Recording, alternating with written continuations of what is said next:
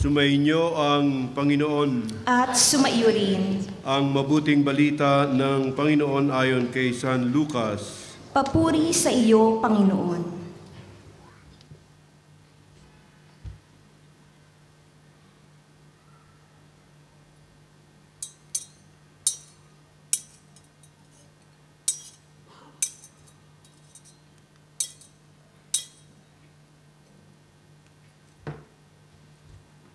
Dumating ang oras ng panganganak ni Elizabeth at nagluwal siya ng isang sanggol na lalaki. Nabalitaan ng kanyang mga kapitbahay at mga kamag-anak na siya'y pinagpala ng Panginoon at nakigalak sila sa kanya. Nang ikawalong araw, dumalo sila sa pagtutuli ng sanggol. Zacarias sana ang ipangangalan sa kanya, gaya ng kanyang ama. Ngunit sinabi ng kanyang ina, hindi, Juan ang ipangangalan sa kanya. Subalit wala isa man sa inyong mga kamag-anak ang may ganyang pangalan, wika nila. Kaya't hinudyatan nila ang kanyang ama at itinanong kung ano ang ibig niyang itawag sa sanggol. Humingi siya ng masusulatan at sumulat ng ganito, Juan ang kanyang pangalan. At namangha silang lahat. Pagdakay, nakapagsalita siya at nagpuri sa Diyos. Natakot ang lahat ng kanilang kapitbahay, ano pat naging usap-usapan sa buong kaburulan ng Judea ang mga bagay na ito. Pinakaisip-isip ito ng lahat ng nakaalam at ang kanilang tanong, magiging ano nga kaya ang batang ito? Sapagkat maliwanag na sumasa kanya ang Panginoon. Mga kapatid, ang mabuting balita ng Panginoon. Pinupuri ka namin, Panginoong Hesukristo. Tayo po ay magsiupo.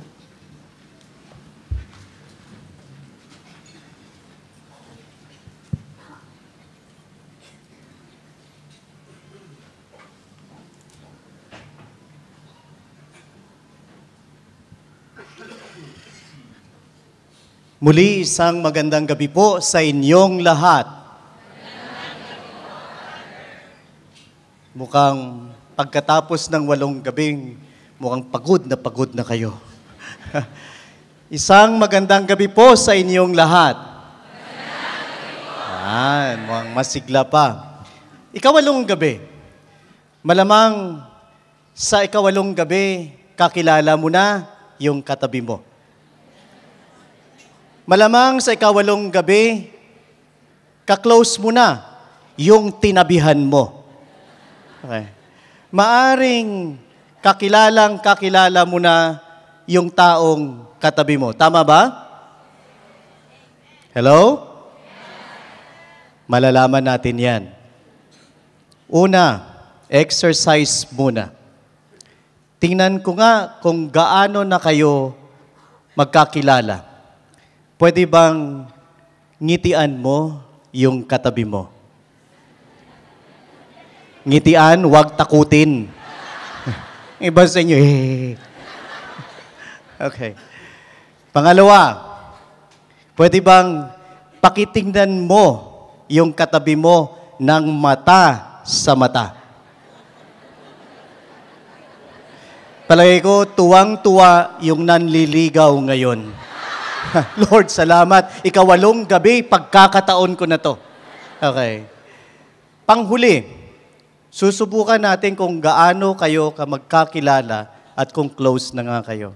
Pwede bang harapin nyo yung katabi nyo? At ngayon, maghingahan kayo. Malamang hindi nyo gagawin yon. Kasi yung iba sa inyo, kumain muna bago pumunta rito. May tinga-tinga pa. Mga kapatid, sa ikawalong gabi po ng ating simbang gabi, nais ko lang dalhin kayo sa isang pagmumuni-muni tungkol sa misyon ng isang bata na inibigay ng Diyos sa kanya.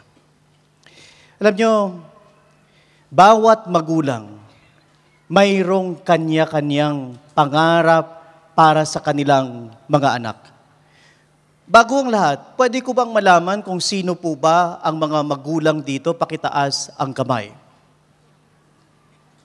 Magulang po ang tinatanong, hindi yung magugulang. Okay. Salamat po. Hindi po ba pangarap ng isang magulang ang magandang kinabukasan ng kanyang anak? Malamang yan ang isa sa mga dahilan kung bakit marami ang mga magulang na nandito sa malayong ibayo, dito sa Abu Dhabi. Kasi may pangarap kayo para sa mga anak nyo. Naalala ko yung nanay ko, may pangarap din sa aming mga anak niya. Kaya laking gulat nung nanay ko, nung nagsimula akong magpaalam sa kanya, napapasok ako ng seminaryo. 2 lang kami ng nanay ko doon sa kusina namin.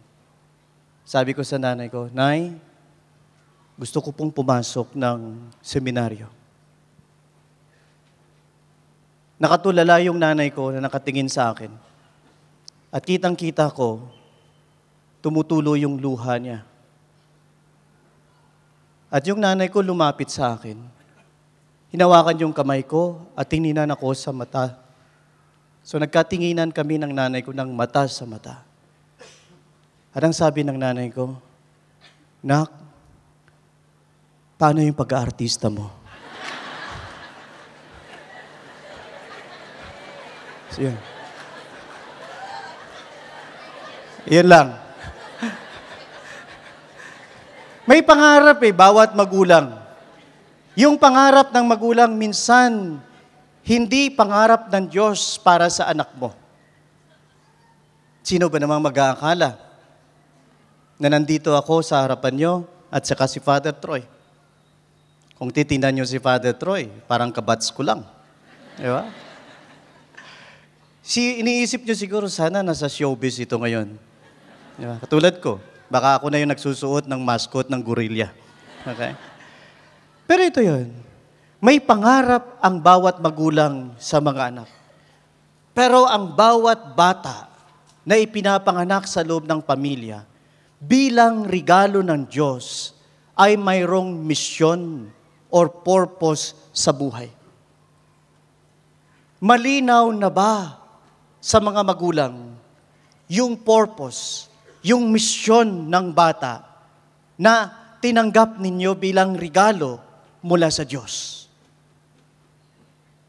Kasi kung malinaw na sa'yo, susuportahan mo yung misyon at yung pangarap ng bata. Ngayon, ano ang ginawa ng magulang ni Juan Bautista? Kasi napakinggan natin sa Ebanghelyo ngayon na si Elizabeth at saka si Zacarias. Si Elizabeth ay matagal nang hindi nanganganak, baog, pero nagkaroon ng anak. Biyaya ng Diyos. At nung ang bata ay pinanganak, papangalanan na sana ang pangarap ng magulang at ng mga taong nasa paligid niya, Zacarias. Pero nagbago ang lahat. Ang sabi ng mga magulang niya, hindi, Juan ang pangalan niya. Na ang ibig sabihin ay God is gracious. Mapagbigay ang Diyos. Ang Diyos ay nagbibigay ng regalo. At tingnan nyo, ang regalo ng Diyos para kay Elizabeth at saka kay Zacarias ay napakaganda. At hindi nila hinadlangan kung ano ang magiging misyon at buhay ng batang ito. Sa halip, pinalaki nila ng maayos si Juan Bautista. Mga kapatid, ito ngayon din ang nais kong ibahagi sa ating lahat. Bilang mabubuting magulang, dadagdagan ko, lahat kayo na nandirito na mga magulang ay mabubuting magulang. Pero mayroong isa pang requirement na napakahalaga. Mabuting Katolikong magulang ka ba sa anak mo? Ano ba ang katangian ng isang mabuting Katolikong magulang? Una, pinapalaki mo ang anak mo nang may takot sa Diyos. Pinapalaki mo ang anak mo nang malapit sa Diyos. Pinapalaki mo ang anak mo ayon sa pananampalatayang kung saan naglapit sa iyo sa Diyos. At yan ang pananampalatayang Katoliko. Masasabi mo ba ngayon, magulang, na yung anak na ipinagkaloob at pinagkatiwala sa iyo ng Diyos, inirigalo sa iyo ng Diyos, ay isang batang pinalalaki mo, pinalalago mo, ginagabayan mo bilang mabuting Katoliko? Tinatanong ko po kayo. Ikaw, mukhang okay pa tong kamay ko eh. Kung ang sagot nyo ay oo, paano mo ngayon pinalalaki ang anak mo? Kasi sigurado ako, ang isang magulang na OFW is a good provider. Pero kalimitan ang mga batang Pilipino ay talagang makikita mo ang cute. Tingnan mo na lang yung mga altar servers natin. Di ba? Ang lulusog. Di ba? Pag naglakad talagang marahan kasi hihingalin pag mabilis. Di ba? Malusog. Ibig sabihin nun talagang naibibigay ang masasarap na pagkain, lahat ng matatabang pagkain. Kaya tingnan nyo, palapad. Di ba? Pero maliban sa material, lumalago din kaya ang spiritual na buhay ng bata. Magulang na OFW. Ito ang hamon ngayon sa inyo. Nailalapit nyo ba yung anak nyo sa Diyos? Wala nang sumasagot. Nailalapit nyo ba yung mga anak nyo sa Diyos? Yes. Naituturo nyo ba ang maka-Diyos na alituntunin sa mga anak nyo? Mga magulang, isang halimbawa lang. Alam niyo po, yung sharing ay napakahalaga. Love, charity, and sharing ay mahalaga sa buhay ng isang Kristiyano. Kitang-kita yan sa buhay ni Kristo. Kitang-kita yan sa buhay ni Juan Bautista. Kitang-kita yan sa buhay ni Zacarias at saka ni Elizabeth. Hindi nila ipinagkait ang kanilang anak. Nung makita nila na may misyong gagampanan ng anak nila, hinayaan nila na gawin niya ang misyon. Pero tinulungan nila siyang ihanda ang kaniyang sarili. And one of that is sharing. Sa ating mga Pilipino, hindi ko alam nung panahon namin, uso pa ang piggy bank. Mukhang hindi nyo na alam yung piggy bank. Sino'y nakakaalam ng piggy bank? Pakitaas ang kamay. Ilan na lang yung mga kabats ko rito. Diba? Yung piggy bank, tinuturuan tayo na mag-ipon. Tama yun. Pero may kulang. Ano ang kulang ng piggy bank? Tinuturuan na mag-ipon para sa sarili. Ang itinuturo sa atin ngayon ay ito, mag-ipon ka para tumulong din sa kapwa mo. Noong nasa Pilipinas pa ako, natutuwa ako. May ilang mga magulang at ilang mga bata na gumagawa nito. Na pag birthday ng bata, hindi naghahanda ang magulang, lalo na yung mga bata na sa tamang edad na. Ang mga bata ang nagdesisyon. Ayaw kong mag-birthday na may handaan. Ang ginagawa ng mga bata, doon sila naghahanda sa orphanage. At pinapakain ng mga bata at yung regalo na sa halip para sa kanila, ibinibigay nila sa mga batang walang kinikilalang magulang. Para sa akin, yun ay isang konkretong halimbawa ng pagbibigay, na ang bata ay hindi lamang natuturuan sa pamamagitan ng bibig kung paano magbigay, kundi natuturuan din ang bata kung paano magbahagi sa pamamagitan ng kanyang buhay. May contrast ngayon. Sino sa inyo ang nakakaalam ng pundong Pinoy? Hindi ko alam yan, Father. Ang alam ko lang yung pondo ko. Yung pondong Pinoy sa Pilipinas, yan yung parang yung bote ng tubig. Pinupuno yan ng coins, ng piso, o 25. Ang isang puno niyan, yung maliit na bote, 100 pesos yan. Nabilang ko na yan. Okay. Alam niyo po, nakakatuwa sa mga simbahang namimisahan ko. Nakakatuwa. Yung magulang, dinadala yung mga anak sa simbahan, pag offertory, ibinibigay yung bote na inipon ng mga bata for more than 3 months. Yung coins na mayroon sila, inilalagay nila yon. So nag-iipon sila. Saan napupunta yon? Yung pundong Pinoy, itinutulong yon sa mga higit na nangangailangan.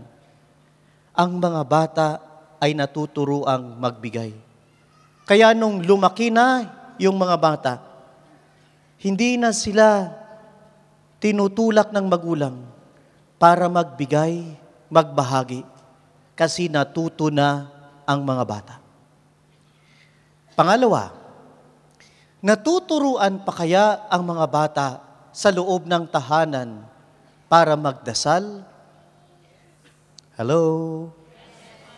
Alam niyo, nakakatuwa, noong panahon ng pandemya, ang dami kong na-meet online. Ang mga magulang, sama-samang nagdarasal, kasama ang mga anak ng rosaryo. At alam niyo kung saan nagdarasal? Sa harapan ng altar. Napakalaking bagay nun. Napakalaking bagay nun. Bakit? Kasi yung altar na buhay muli sa loob ng tahanan. Malimit kasi pag nagbibless ako ng bahay, hinahanap ko kung saan yung altar. Kasi dati nung bata-bata pa ako, yung altar nasa gitna ng sala. Ngayon, yung altar napalitan na. TV na ang nasa gitna ng sala. At ang nasa taas ng TV, yung inaalikabok na Santo Niño. At may katabi na si Santo Niño. Yung katabi ni Santo Niño, yung kulay green na palaka. Sa kaliwa. At may kinakain. Nung una akala ko, siguro lollipop ito. Abay, nung tiningnan ko, coins. Coins yung kinakain. Tapos sa kabila naman ni Santo Niño, mayroon ding isa. Yung pusa na 6 ang bigote. Mukha siyang bading kasi panayang ganun. So sabi ko, ano ito? Pusang bading? Diba? Hindi, Father. So ano ito? Yan, Father, dinadasalan namin yan. Pag mahina ang sagot ni Santo Niño sa panalangin namin, pumupunta kami kay Palaka. At pag wala pa kay Palaka, lumilipat kami dito, sa kay Pusa. At pag wala pa talaga, 3 na sila pinagsasanib namin. Ito ba ang naituturo sa mga bata? Diba? Ngayon, magulang, naituturo ba ang tamang pagdarasal sa mga bata? Kasi napakahalaga ho nito. Ang batang hindi marunong magdasal, kalaunan ay mawawalan ng takot sa Diyos. At kapag ang bata ay hindi na marunong magdasal, mawawalan siya ng koneksyon sa Diyos. Alam mo yan dahil sa panahon na ikaw ay nangangailangan at higit nangangailangan, panalangin lang talaga ang tangi mong maaasahan. Nakailang sign of the cross ka nung natakot ka. Lord, nung pumasok ka ng gate, nakailang sign of the cross ka nung makita mo, Lord, anong mukha ito? Nung nakatabi mo lang, Lord, iligtas mo ako. Yan ay panalangin. Kung ang bata ay hindi natuturuang manalangin, paano na lang siya magkakaroon ng maayos na koneksyon sa Diyos? Magulang, tanong ko, nagdarasal ka pa ba? Yes, Father. Tuwing maliligo at tuwing kakain. Nagdarasal. Alam niyo pag naliligo, no? Diba? Yung, ano mo na, tatampi. Father, Son, Spirit, tapos yun, diba? Tapos ganoon din, pag kumakain, napansin nyo yan? Pag kumakain, pag ang ulam, tuyo, or super tuyo, di ba? At saka asin na lang, di ba? Matamlay ang panalangin.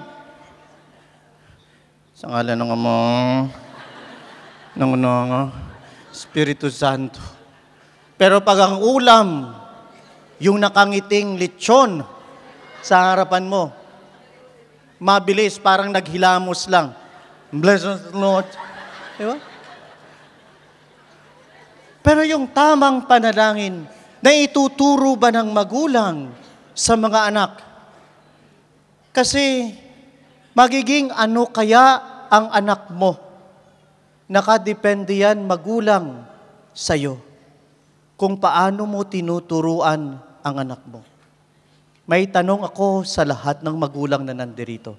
Magulang, sa'yo ba natutong magdasal ang mga anak mo? Kasi may na-encounter akong ilang mga magulang. Ang mga anak, natutong magdasal sa catechism. At mayroon pa akong narinig sa isang magulang, kaya ko nga ipinasok yan, Father, sa catechism para turuang magdasal. Hindi ko na trabaho yan. Samantalang nung nagpabinyag ka, nagmamakaawa ka kay Father, Father, binyagan mo po yung batang ito. At sabi, ituturo mo ba sa kanyang pananampalatayang Katoliko? Nung tinatanong kayo, opo! Na halos matanggal ang pustiso mo. Ngayong susubukan na, ipinapasa mo ngayon sa iba. Ikaw ang nangako na ituturo mo sa bata ang pananampalatayang mayroon ka. Ngayon, ano na lang, pananam.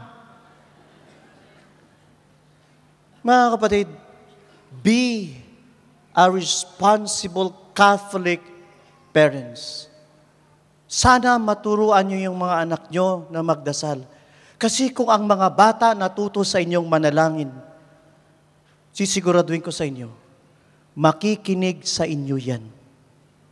Makikinig sa inyo yan.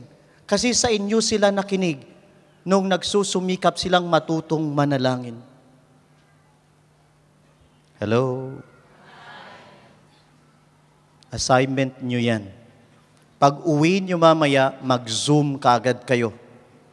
At ituro nyo sa mga anak nyo. Gisingin nyo kasi alas 12 na ata sa Pilipinas ngayon. Ganito lang magulang. At pang huli, magulang, yung tinig mo pa ba ang maimpluwensyang tinig sa anak mo? Yung tinig mo pa ba ang maimpluwensyang tinig sa mga anak nyo? Hello? So, ang tanong ko, friend ka ba ng anak mo sa Facebook? Mukhang ito lang ang my friends na anak. Kasi mahalaga yun. May ibang mga anak na ayaw maging friend ang magulang. Bakit? Kasi ang mga magulang mukhang investigador.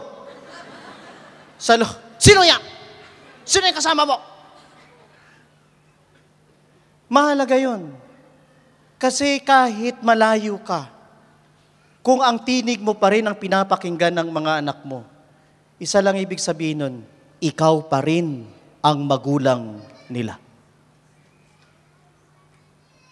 Kung ang mga sinasabi mo ay siya pa rin sinusunod ng mga anak mo kahit malayo ka, ikaw pa rin ang magulang ng mga anak mo. Isa lang ang ibig sabihin nito, konektado ka sa buhay ng anak mo. Konektado ka hindi lamang sa kamay ng mga anak mo na pag may kailangan, Ma, may project kami, iPhone 15, magpadala ka. Kung ang koneksyon mo sa mga anak mo ay puso sa puso, sisiguraduhin ko sa iyo, magulang ka sa buhay ng anak mo. At paano yun? Mahalaga yung puso sa puso, mga kapatid. Kasi parang Bluetooth yan. 'Di ba ang Bluetooth? Ay, hindi na usong Bluetooth ngayon, ano? Uso pa ba? O yellow tooth na lang. Okay. Di ba yung Bluetooth, pwede kang mag-transfer kahit long distance, kahit malayo-layo? Yun na ibig ko sabihin, kung naita-transfer mo ang pagmamahal mo sa mga anak mo at natatanggap nila sa puso nila, ibig sabihin nun, konektado ka sa puso ng mga anak mo. Kasi magtaka ka kung hindi natinig mo at may mas malakas na natinig sa buhay ng mga anak mo. Isa lang ang ibig sabihin nun, hindi na ikaw ang magulang na gumagabay sa kanila, iba na. Baka yung tita na.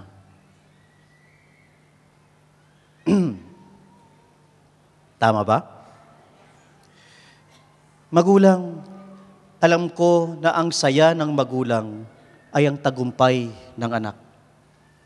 Yan ang lagi kong nakikita sa isang buhay ng OFW.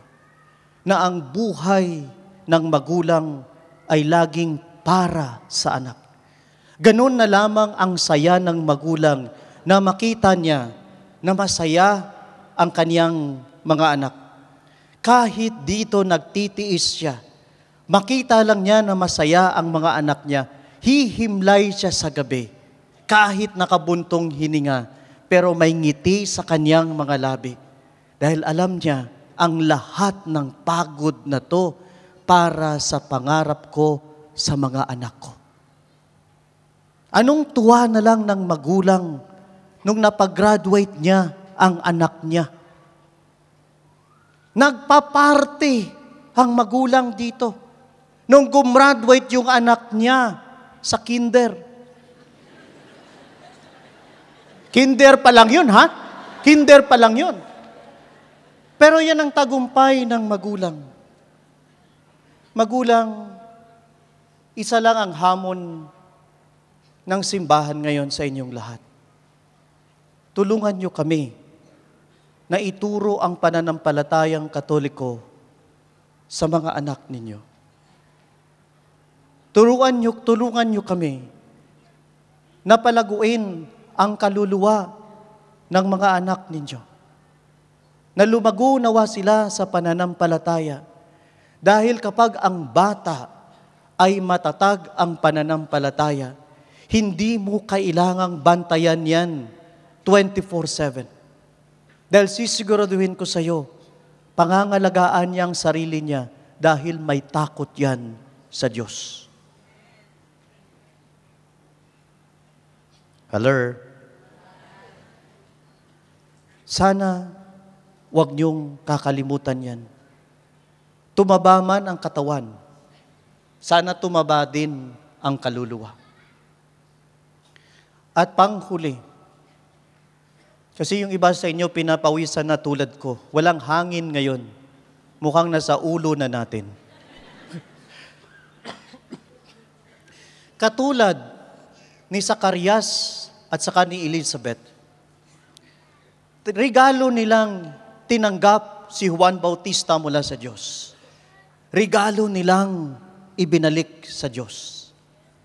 Hindi nila hinadlangan kung ano ang misyon ng bata, kahit may ambisyon sila para sa Kanya. Dahil alam nila na ang batang ito ay maglilingkod sa Diyos. Ito rin sana ang gusto kong maging hamon sa ating lahat ngayon, lalo na sa inyong mga magulang. Sinusuportahan mo ba ang nakikita mong misyon ng anak mo? Hello? Kasi ang magulang, ikaw ang gabay ng mga anak nyo. Ang suportang hinihiling nila, samahan niyo po ako na matupad ko ang mga ninanais ko sa buhay na sa tingin ko na siyang magpapasaya sa akin. Magulang, malinaw na ba sa'yo kung ano ang magpapasaya sa anak mo? Hello? May dalawang klase ng saya. Pleasure or happiness. Susuportahan mo ba ang anak mo kung ito ay masaya sa pagsasyabu? Hindi. Susuportahan mo ang anak mo kung alam mo na ito ay makabubuti para sa kanya. At kung alam mong makabubuti, hindi mo hahadlangan. Minsan, masakit ito sa mga magulang. Sisikapin mo at titiisin na masasaktan ka. Magagalit ang anak mo kasi hindi mo ipinagkakaloob sa kanya yung gusto niya.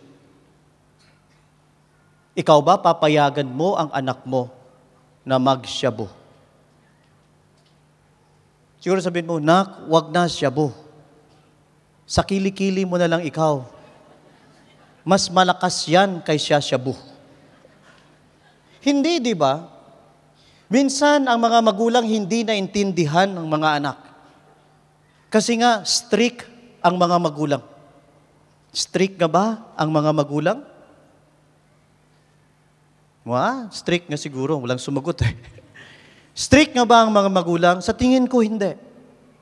Halimbawa lang, ikaw yung magulang at yung anak mo gustong paglaruan yung matalas na kutsilyo. Okay?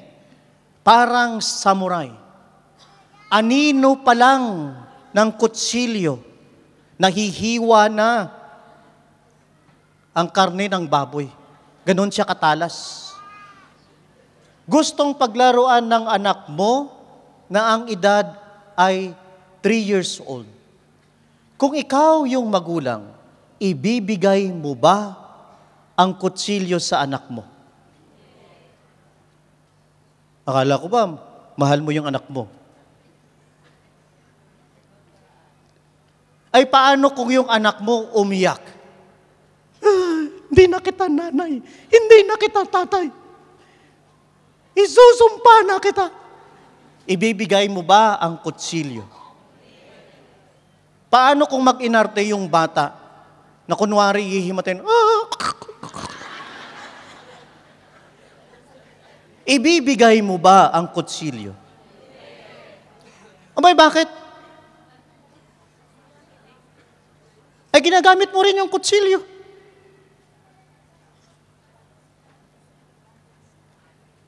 Hindi kuryente na lang, Father. Hindi mo ibibigay. Bakit? Kasi kapag binigay mo, magiging masaya ang anak mo ng ilang segundo o ilang minuto. Pagkatapos niyan, maging sanhi, posible ng kamatayan niya o mapariwara siya. Kaya hindi mo ibibigay kahit iyakan ka niya, kahit magalit sa sayo. Yan ang pagiging mabuting magulang. Okay na masaktan ako sa kasalukuyan kaysa habang buhay na nakikita kong anak ko na nagdurusa.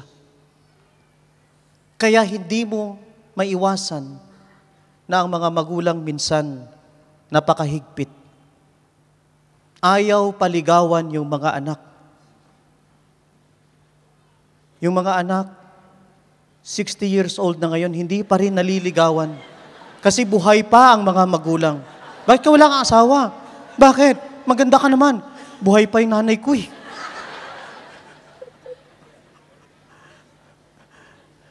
Pero hindi yun.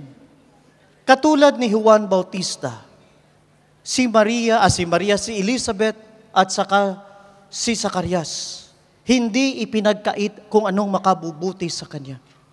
Masakit yun sa magulang, posible, na ang anak ko ay nakatira sa disyerto at ang suot ay hindi marangal na kasuotan. Kaya kong bigyan ang anak ko ng ganyan. Pero yan ang buhay na nararapat para sa anak ko kasi may misyon siyang tutuparin. Kaya susuportahan ko. Hello? Kaya magulang, paalala ko, be a responsible Catholic parents sa mga anak nyo. Turuang magdasal, turuang mamuhay bilang mabuting Kristiyano na marunong magbahagi at makipagkapwa-tao. At higit sa lahat, gabayan na matupad ng mga anak nyo ang kanilang mga misyon sa buhay. Para makita nyo na masaya ang mga anak nyo dahil bilang anak din na galing sa loob ng pamilya, isa lang ang nakita ko sa magulang ko. Ang saya ng magulang ko nung makita kaming mga anak nila na masaya. Tatapusin ko itong napakahabang homily ko. Napakahaba. Kasi hindi na ako babalik dito. Ika na 8th day na 9th day na bukas, Father. So si Father Troy na, hindi nyo na ako makikita. Sa isang true story. Namatay yung uncle ko at yung auntie ko ng halos magkasabay. Araw lang ang pagitan. So mabigat yun sa nanay namin. So ako bilang pare, umuwi ako, hindi lamang sa mga namatayan kong kamag-anak, kundi lalo na sa nanay namin, kasi balo ang nanay namin. Nung inililibing na yung uncle ko, ang daming mga sinabi tungkol sa uncle ko. Napakabuti niya, napakabait niya.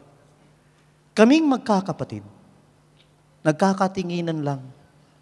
Isang nasa isip namin, nung nagkita-kita na kami, ay pareho pala.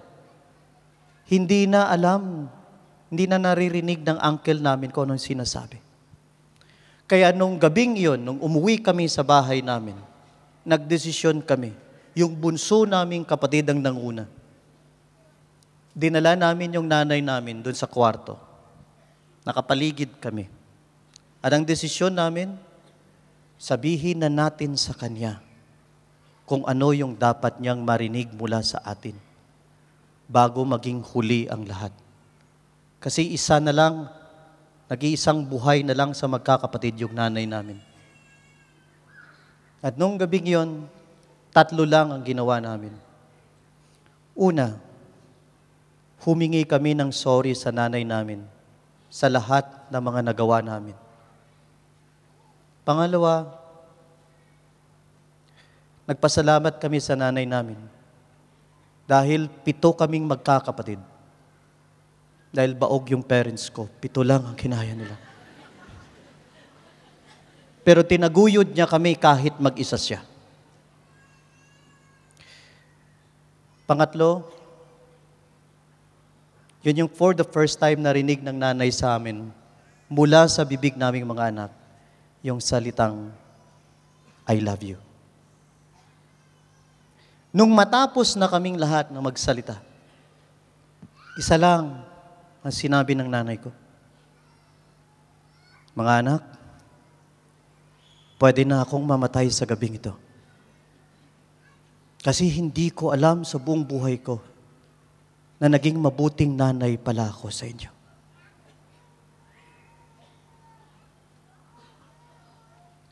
Alam nyo, corny ako dyan sa group hug na yan. Pero nung gabi na yon, niyakap namin ng sabay-sabay yung nanay namin. Muntik na ngang hindi makahinga. Ito lang gusto kong sabihin sa mga anak na nandirito na nakikinig sa akin. Please, subukan nyo namang i-appreciate yung magulang nyo. Katulad ng nanay ko, may pagkukulang din yan. Bungangera din yan. Chismosa din yan. Laging galit yan. Lumalakas lang yan pag may therapy. Diba? Pag nakakita yung nanay ko, malabo ang mata eh. Pag pinakitaan mo ng 1,000, lumalapit eh. Di ba? Pero nanay mo yan. Magulang mo yan. Huwag mo nang hintayin na katulad ng mga kamag-anak at kaibigan ng uncle namin. Hindi na nila naririnig. Hindi na naririnig ng uncle ko yung dapat niyang marinig. Alam niyo ba ang pinakamahirap danasin sa buhay? Regret. Kasi hindi mo na kayang ibalik yan. So hanggat may pagkakataon ka pa, gawin mo na. Mag-online ka na mamaya. Tanungin mo, magkano ba talagang kailangan mo? What I mean, take the chance hanggat mayroong kang pagkakataon. Muli, tapos na po ako.